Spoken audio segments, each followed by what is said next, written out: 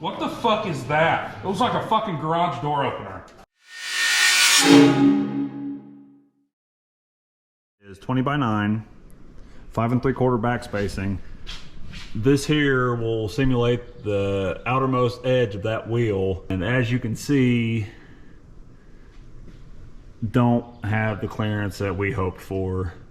Even with a little bit of camber, the distance from the mounting surface to the inside of the fender is right on 3 inches. So given that new information, it's just not going to work out. So we're going to go ahead and just run the 15s. That's just our best option right now.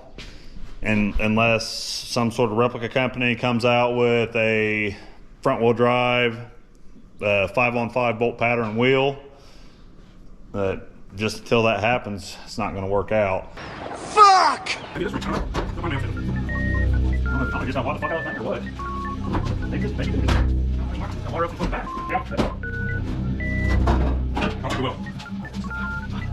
Oh. What is that? For the rear air shocks. That's where the fucking airline's running into. What the fuck is that? It looks like a fucking garage door opener. He said it! He said it! I don't know, dude. That sucks.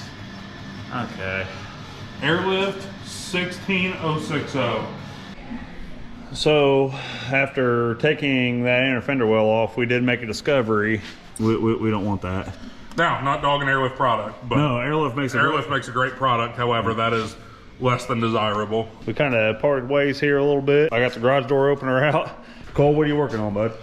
Getting the factory, well, I say factory, where the factory airlines would have been plumbed that somebody re-ran, but all the stuff in the rear we've got almost out. I've got the janky ass valve out of there, and we're just pulling line right now. Yeah. Like I said, you guys saw earlier that we got these unhooked. Those will be coming out tonight. That's about it. And getting rid of all these goddamn zip ties. Hey, we got her. Cool. Believe it or not, we are going to be able to run what I would like to think is the factory exhaust on this. Not sure. I don't know caddies. I don't know if that's error correct. Big fucking dent's probably error correct. I'm gonna go ahead and bring the car down. I'm gonna work on getting the separate control arm off. That way I can get it cleaned up and plated, and then get it back on, and we can start devising a plan for how that lower bag mount's gonna go. I was looking at this ball joint. I went to put a wrench on that to break it loose, and it was already broke loose. In fact, it had never even been tightened up enough to seat that ball joint. Whoa, that was close. All right, so since this castle nut is already less than finger tight and broke loose, I'm gonna just back out that castle nut. Then I've got my pipe jack underneath my lower control arm, and I'm just gonna start lowering that down off of the control arm. Spindle might drop a little bit, yep, just like that. I'm gonna work on getting this control arm out. That's a good sound. Crusty. All right, so I got the ball joint off. I mainly took it off just so I can lay the paper over it nice and flat. I'm gonna go up in the loft and grab some masking paper, a little bit more malleable, and then I'll transfer that onto to some poster board, and then we'll get that transferred on the metal. You know the routine. All right, so I got my paper. Now I'm just gonna start getting all the wrinkles out of it. Just kind of start mashing a little bit. My hands are dirty from messing with ball joints, so that's gonna help a little bit.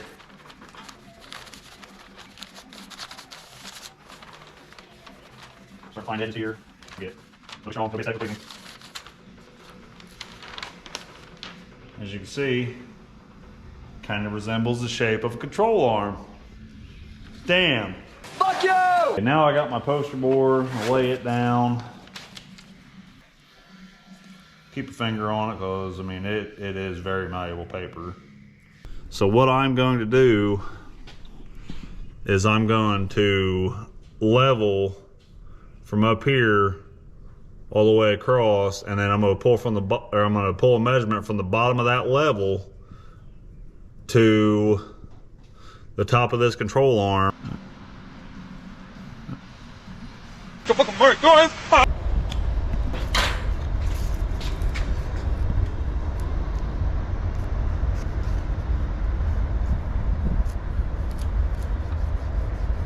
All right, so now that we've got our shape, now that we've got our brake, just unfold it. We're ready to transfer it to some steel.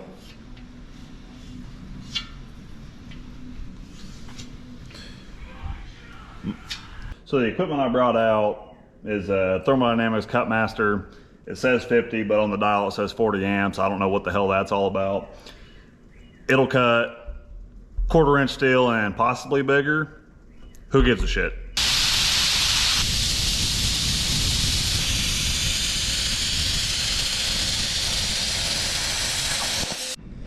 Okay, part's cool, dross is cleaned up, line is scribed. I'm going to take and press that scribe line up against the bottom of the finger here, and just by hand I'm going to start running her down. All right, now I got pressure. Really important here, zero out your angle gauge. Now you're at the point of no return.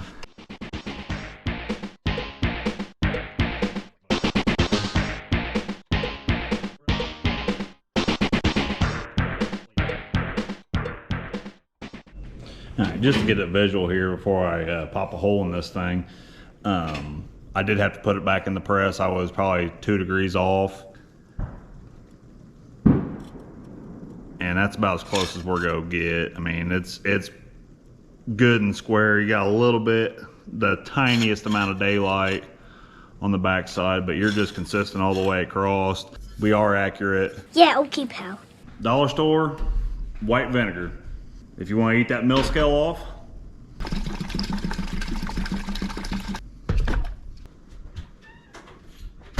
What the fuck just happened? okay, to the important stuff. We're on the bath. This is the first pull. That's your mill scale that's been broken up and broken down.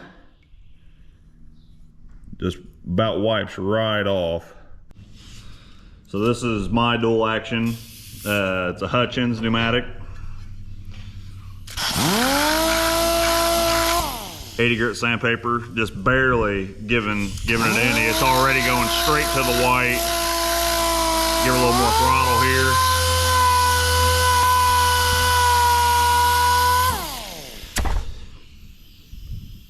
Up here's where I didn't sand compared to where I did sand. I'm just gonna clean this up and I'm gonna get to the control arm and get it off. So with the plate centered up, same distance outside here, same distance hanging over here, we are ready to tack. So real quick, the equipment I use as far as a MIG welder goes is the Miller-Matic 212 with auto set. I've never tried it. It'll weld up to 3/8. It's a 220 welder. It's got the automatic wire speed setting. It works okay. I use it often. It's a little fast for my style. I am biased to Miller. Back to suiting up and getting a tack on. So one thing I have ran into with this welder, if I don't hit the trigger, if it's sat for a couple of days, it will give you porosity just on your first tack, and then it fills right up. So I'm gonna take and grind that out, and I'll replace that tack with a good one. So new day, gonna get back into making our bag cups, and this is going to be the start of it. This is a 5.5 inch diameter pipe. That's what we use. We'll take and weld a upper bag mount plate here. but obviously it's not to this big long fucker. So I'm gonna take about 4 inches out of it. I'll cut it rough. I'll cut it a little long because I'm just gonna skim this down on the lathe and then polish it, and we'll be ready to make bag cups. Got it. I would have showed the footage of cutting it, but it's a guy using a miter saw. Who gives a shit, right? So we're gonna go ahead and chuck it up in the lathe, and then we're gonna start polishing her down and getting her ready to be a finished product.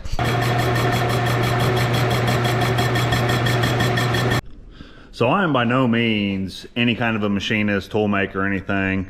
I could do enough to get me by, but what I was doing in that cut, I was facing off this surface here, because whenever I cut it in my saw, I had to cut once, rotate it a little bit, and then cut it again just because the diameter is so big. So what I'm doing here, just getting enough to clean off this face, get it laying nice and flat so I can spin it around and turn the rest of it down to my desired size. Okay, so we're where we need to be as far as our dimension goes. Now it's time to polish up, get all that black shit off of there. Whenever I did the cups for the chassis here, I went to just use the paper on it, and all it did was load up and smear. So had to kind of think outside the box. We'll show you.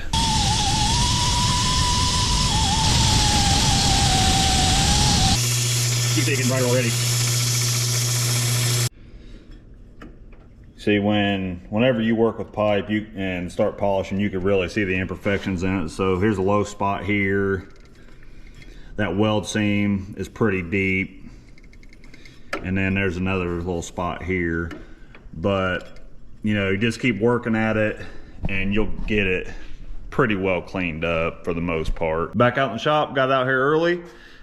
We can continue on the bag cups. Let's do it. Got a fresh piece of 80 grit sandpaper and just really laid her in there. Got a new wheel for the roll lock. This is the result. Still got a little bit of pitting here.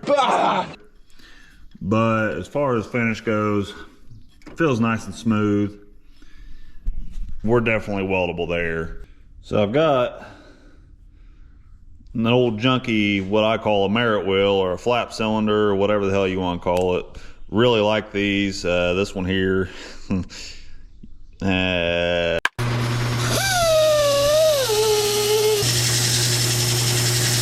So as I kind of wipe her out here, it's not quite this, but I'll weld that all day long. I'm gonna just take my cup or my pipe and I'm just gonna center this up the best I can to this circle plate,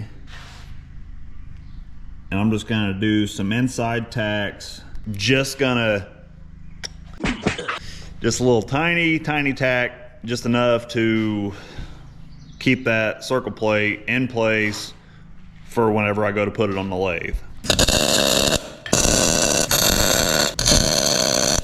So you can see and hear the disruption. That's just imperfections in that circle plate. It's not completely round, but we're going to change that with a little turning work here. Okay, so I'm done turning, and that's our step. I'm going to just burn her right in there. As far as my depth goes, I cut about 30 thousandths past that circle plate. So we're good. I'm not just welding on the plate. It's loud. It's not a Miller. 200 amps.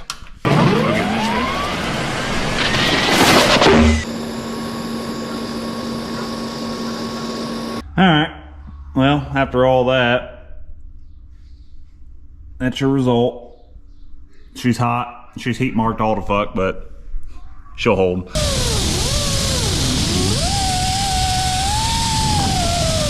Well, that's it, guys. Now, there's a couple little low spots just from imperfections in the weld, but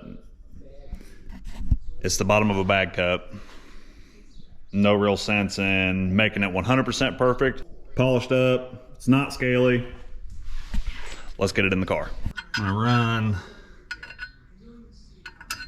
gonna run this bolt through the bottom of the plate and through the bottom of the mock-up bag, and then go try and extend my fingers far enough.